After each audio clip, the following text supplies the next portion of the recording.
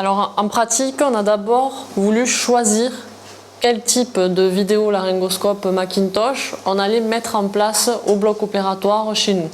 Et donc pour ça, on a fait un test. On a pris les vidéolaryngoscopes Macintosh avec lame jetable qui étaient disponibles sur le marché et on a comparé les 4 types avec une feuille simple, format A4, que chaque opérateur remplissait à chaque intubation.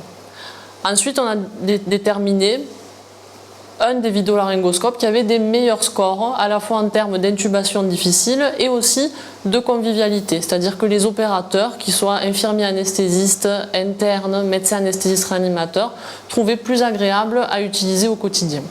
Une fois qu'on a choisi ce vidéolaryngoscope Macintosh, on est passé à la mise en place en pratique quotidienne. Sandra, tu peux nous raconter comment ça s'est passé ? Oui, donc au bloc opératoire, nous l'avons mis en place en mettant un vidéolaryngoscope par salle. Donc cette salle était équipée de ce nouveau dispositif. Et en réanimation, un pour 4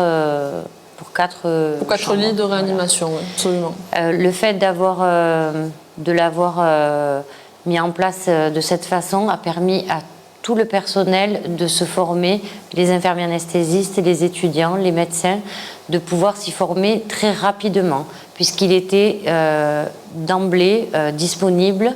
On l'utilisait aussi pour des intubations classiques, donc une intubation sur 2.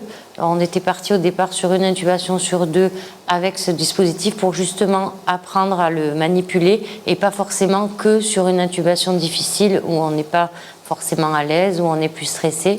Donc le fait d'avoir fait cette installation a permis à tout le monde de se former au vidéolaryngoscope en 2 mois à peu près.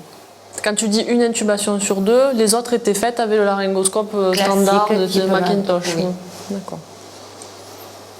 Et au niveau quotidien, ça a été bien accepté ou est-ce qu'il a fallu une diplomatie, une communication particulière? Il est vrai qu'il a fallu mettre en place beaucoup de diplomatie puisque le changement de référentiel fait toujours créer des craintes.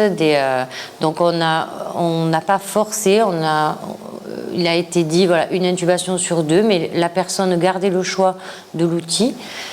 Beaucoup de diplomatie et petit à petit finalement c'est un outil qui a été très apprécié, qui maintenant est utilisé par tout le personnel et c'est un outil vraiment que les gens apprécient avoir justement à disposition.